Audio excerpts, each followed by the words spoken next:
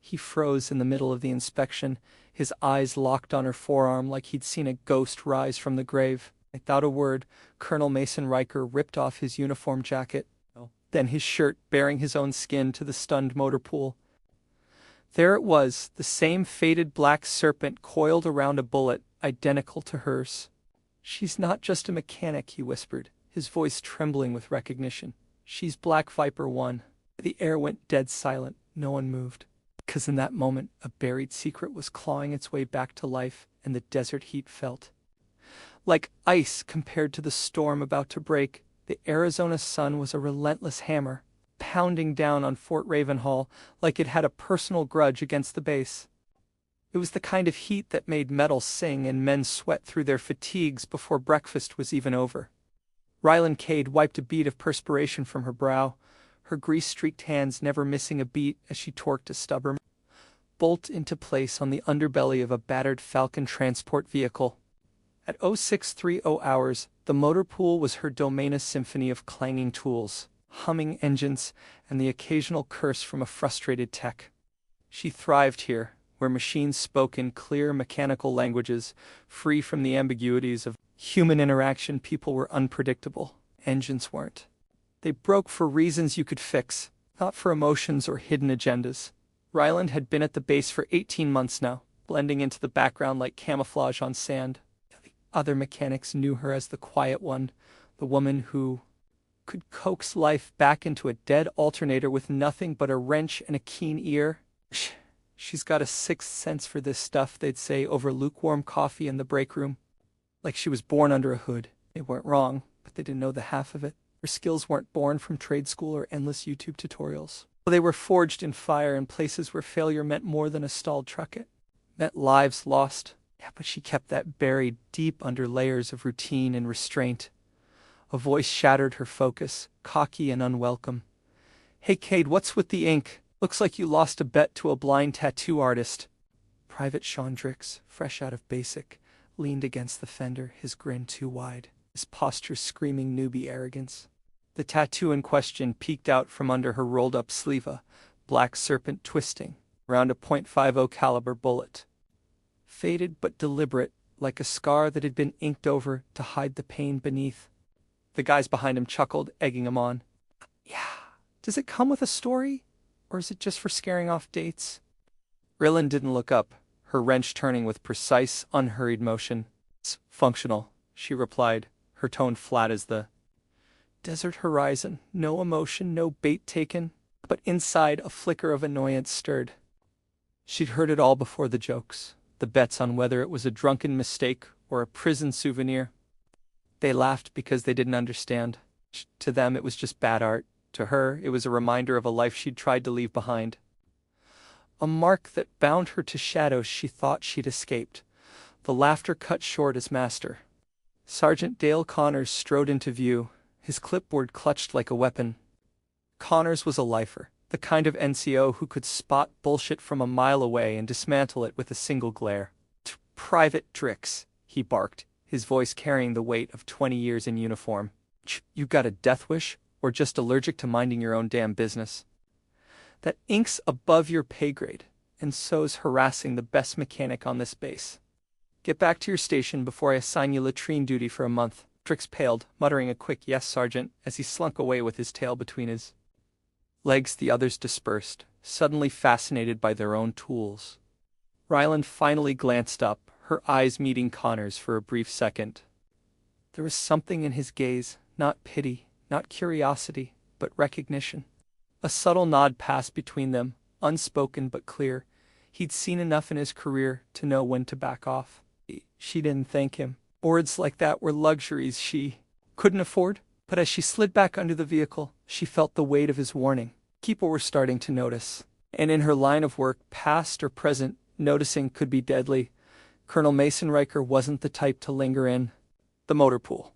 His inspections were efficient, clinical, like a surgeon checking vitals before moving on. Square-jawed and ramrod straight, he embodied the military ideal, discipline wrapped in starched fabric. That morning he was ticking off his checklist vehicle.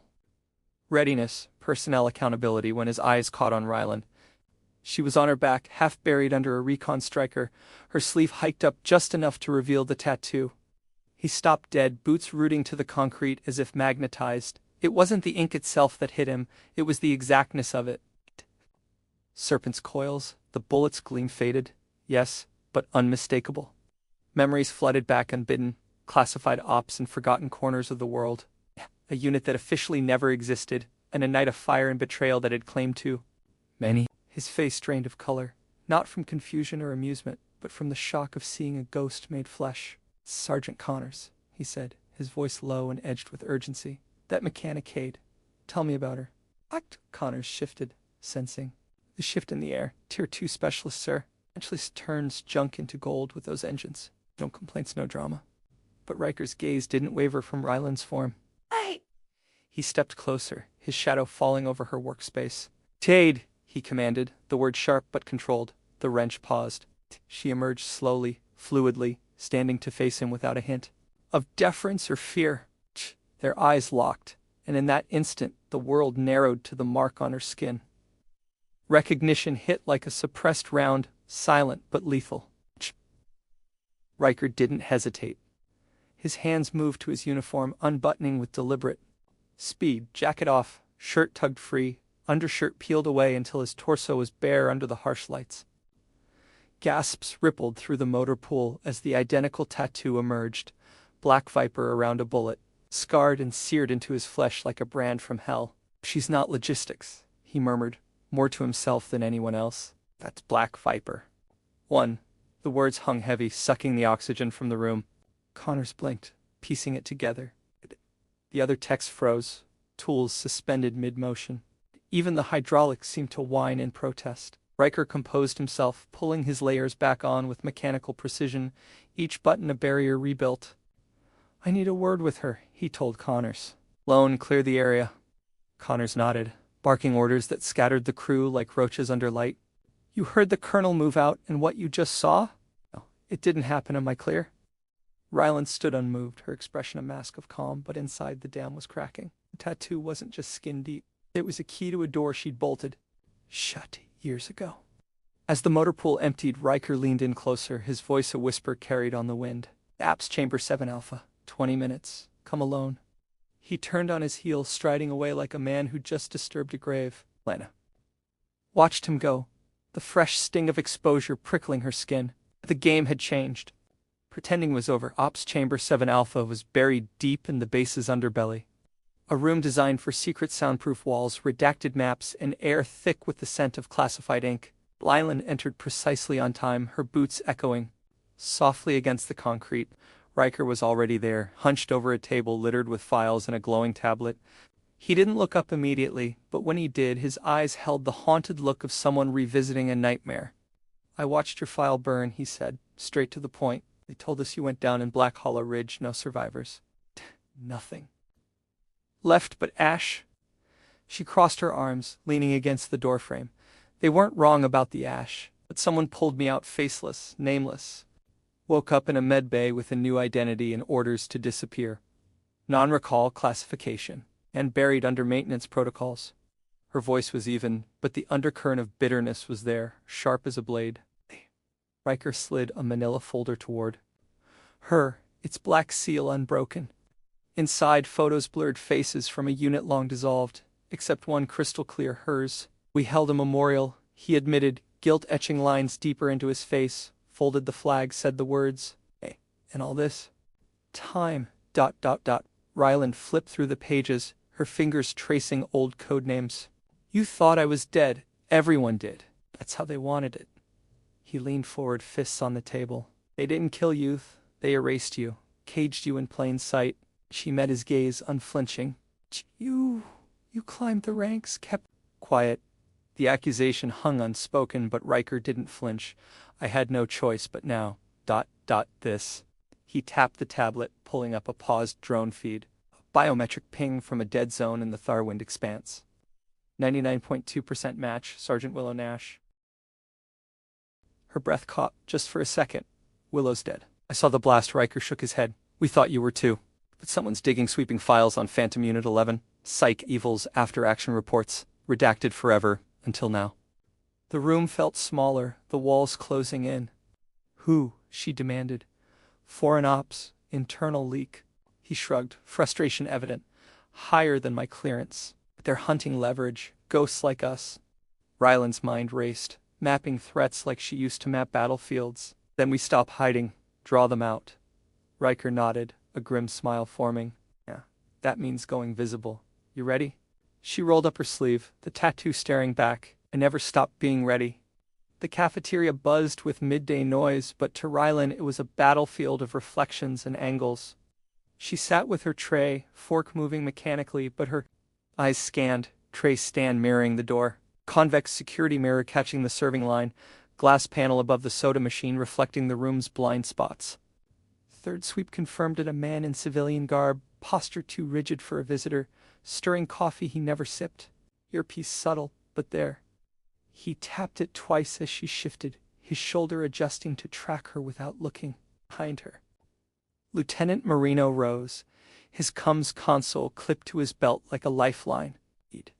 He'd glimpsed the tattoo earlier, enough to spark curiosity.